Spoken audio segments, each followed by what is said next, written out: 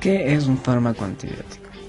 La definición de un fármaco antibiótico dice que es una sustancia química producida por un ser vivo o un derivado sintético que mata o impide el crecimiento de ciertas clases de microorganismos sensibles. En esta ocasión vamos a hablar sobre la clasificación de las bacterias.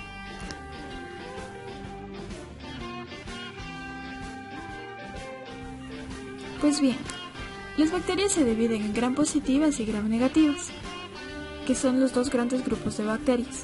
Las gram positivas tienen una gruesa capa de peptidoglucano, poseen ácido teicoico anclado a la pared y ácido lipoteicoico unido a los lípidos de membrana celular.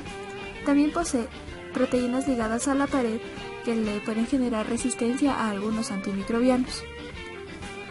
En color morado vamos a ver la capa gruesa de peptidoglucano, que es lo que les da la característica esencial a estas gram positivas. Al ampliarse la imagen podemos ver en color morado de nuevo la capa gruesa de peptidoglucano, que puede ser de 50 a 80 nanómetros y que es la que se va a teñir de violeta al momento de hacer la tinción gram.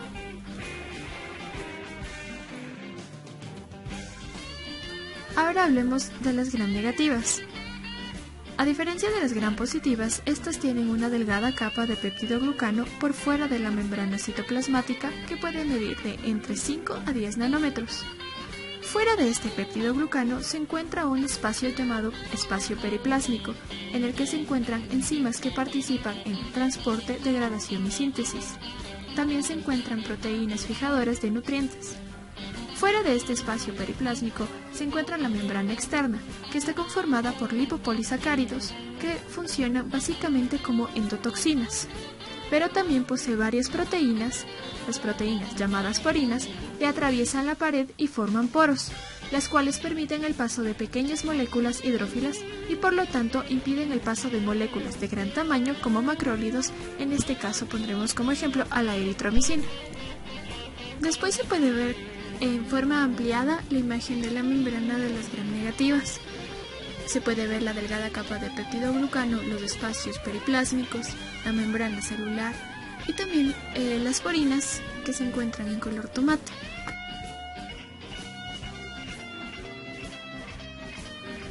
Encontramos una tercera clasificación de las bacterias fuera de las gram positivas y gram negativas, llamadas alcohol ácido resistentes o también llamadas BAR.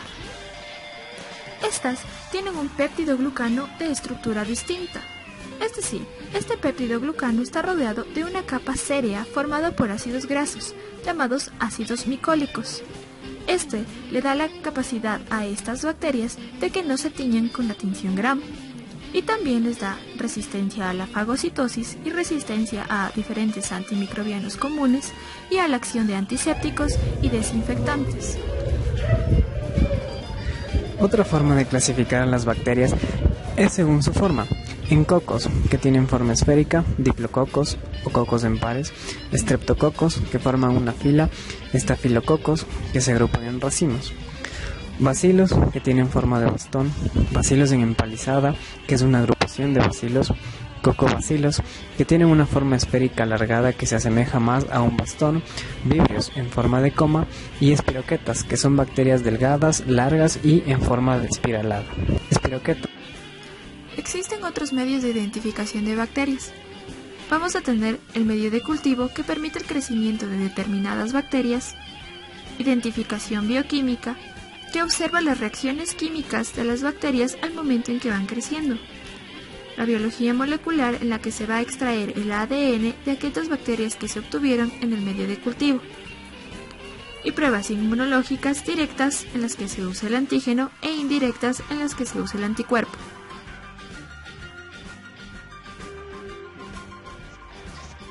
Mecanismo de acción de los antibióticos. Pueden haber diversos mecanismos por los cuales un fármaco destruye o inhibe el crecimiento de los microorganismos, entre los cuales están inhibición de la síntesis de la pared celular, actuando sobre las enzimas de la célula impidiendo el metabolismo, uniéndose a las subunidades 30S o 50S de los ribosomas, inhibiendo la síntesis de proteínas, y actuando sobre el DNA, inhibiendo la DNA girasa, lo que inhibe la replicación, o bloqueando la RNA polimerasa, lo que a su vez para la transcripción.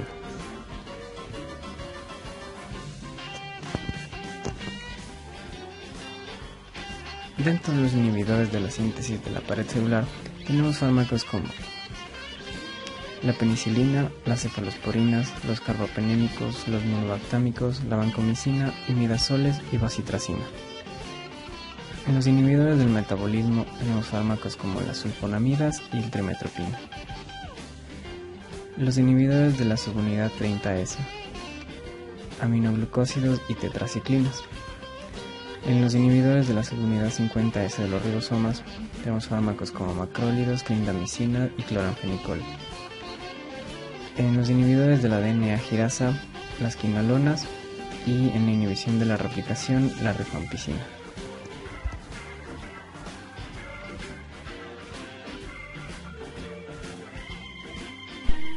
Ahora vamos a hablar de las pruebas que se realizan en el laboratorio para ver las diferentes resistencias que puede tener una determinada bacteria a un determinado medicamento.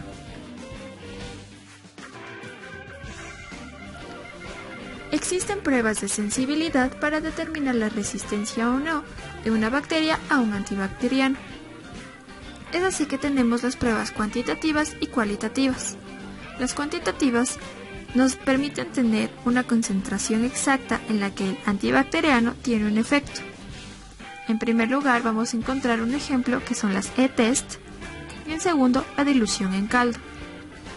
Por otra parte también vamos a tener pruebas cualitativas en las que se permite ver la inhibición del crecimiento de las bacterias alrededor del antibacteriano y se determina la resistencia o no dependiendo del tamaño del halo.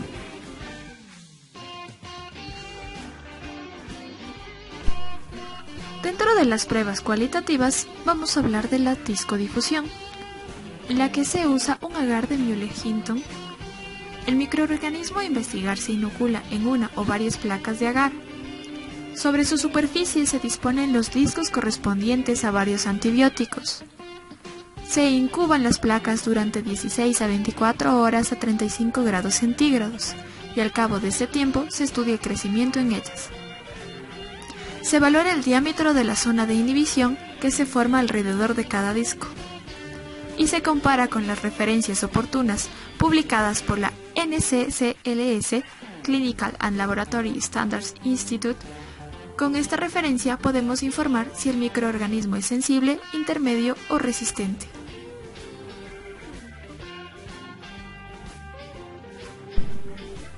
Ahora vamos a hablar de la dilución en caldo. En primer lugar vamos a hablar de la obtención del dato CIM, que es la concentración inhibitoria mínima. Para esto vamos a ver que en los métodos de dilución en caldo, por lo general se colocan concentraciones decrecientes del agente antimicrobiano, generalmente diluciones de 1 en 2, en tubos con caldo de cultivo que sostendrá el desarrollo del microorganismo. Por otra parte, los agentes antimicrobianos se preparan en soluciones madre concentradas y luego se diluyen en caldo hasta obtener las concentraciones apropiadas. Un tubo de caldo se mantiene sin inocular, como control negativo del crecimiento. Luego de la incubación adecuada, que es usualmente de un día para el otro, se observa la turbidez de los tubos que indicará el desarrollo bacteriano. El microorganismo crece en el tubo control y en todos los otros que no contengan suficiente agente antimicrobiano como para inhibir su desarrollo. La concentración de antibiótico que presente ausencia de crecimiento detectada por falta de turbidez, que es igualando el control negativo, se designa como la concentración mínima inhibitoria.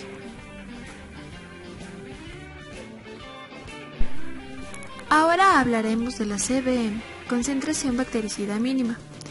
Entonces, vamos a ver que una vez determinada la CMI, se siembra una cantidad conocida de inóculo de cada uno de los tubos de caldo que no presentaban turbidez en placas de agar, y el número de colonias que crece en estos subcultivos después de incubar durante la noche se comparará con el número de colonias formadoras sobre mililitro del cultivo original, dado que incluso las drogas bactericidas no siempre esterilizan totalmente una población bacteriana. La mínima concentración del agente antibacteriano que permite sobrevivir a menos del 0,1% del inóculo original se denomina la concentración bactericida mínima o concentración letal mínima. Cuando se produce una infección bacteriana, es decir, cuando en el interior del cuerpo existe reproducción bacteriana descontrolada que el sistema inmune no puede combatir, es necesaria la administración de un fármaco. Cuando pasa esto, se busca que cumplan una acción bacteriostática, que consiste en la inhibición del desarrollo de colonias bacterianas sin la necesidad de destruirlas, lo cual funciona principalmente al inhibir la síntesis proteica o del metabolismo, dejando a la bacteria sin poder reproducirse, con fármacos como las sulfonamidas, clindamicina, macrólidos, tetraciclina y cloranfenicol, o bien que tenga una acción bactericida, que consiste en inducir la muerte bacteriana, actuando principalmente sobre la pared celular o sobre el ADN, lo que provoca la lisis de la célula.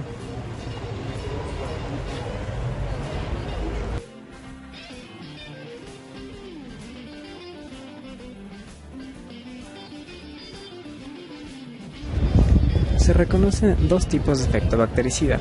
El primero es concentración dependiente, lo que significa que a medida que aumentan las concentraciones séricas del fármaco, mayor va a ser el efecto bactericida. Los aminoglucósidos son un ejemplo de esto. Y dependiente del tiempo, lo que significa que a medida que aumenta el tiempo de exposición al antimicrobiano, mayor va a ser el efecto, sin importar la concentración que se utilice, como por ejemplo los betalactámicos. Hay que recalcar que una droga no siempre va a ser bactericida o bacteriostática, va a depender según el microorganismo frente al cual esté actuando. Efecto postantibiótico. Luego de la exposición a una droga bactericida, se observa un periodo de latencia antes de que los cultivos bacterianos vuelvan a crecer, es decir, es la capacidad del antibiótico para suprimir el nuevo crecimiento bacteriano pese a que su concentración sérica esté por debajo de la concentración inhibitoria mínima. Los mecanismos propuestos para esto es que existe una recuperación lenta después de la lesión no letal irreversible de las estructuras celulares, que hay persistencia del fármaco en un sitio de fijación o dentro del espacio periplasmático, y la necesidad de sintetizar nuevas enzimas antes de poder reanudar el crecimiento.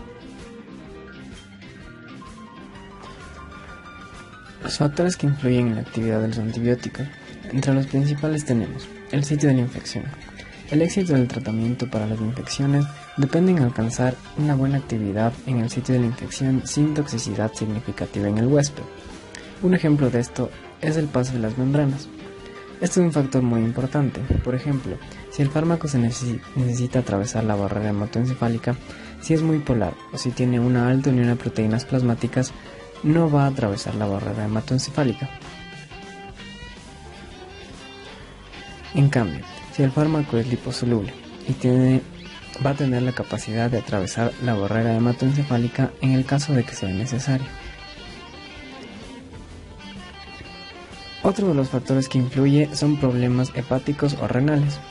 Al ser estos órganos los principales encargados de la eliminación, si existe algún daño en ellos, puede haber transformación a metabolitos o que el fármaco alcance altas concentraciones plasmáticas, lo que puede ser tóxico para el cuerpo. Por ejemplo, los aminoglucósidos y la vancomicina son tóxicas en altas concentraciones plasmáticas, por lo que se debe evitar el uso en pacientes que tengan daño renal. Y el daño hepático, hay que evitar el uso de drogas como eritromicina o clindamicina, que son metabolizadas exclusivamente en este órgano. Un paciente que presente fibrosis quística, quemaduras o traumatismos va a necesitar que la dosis de su tratamiento antibiótico sea mayor en comparación a una persona que no presente estos factores.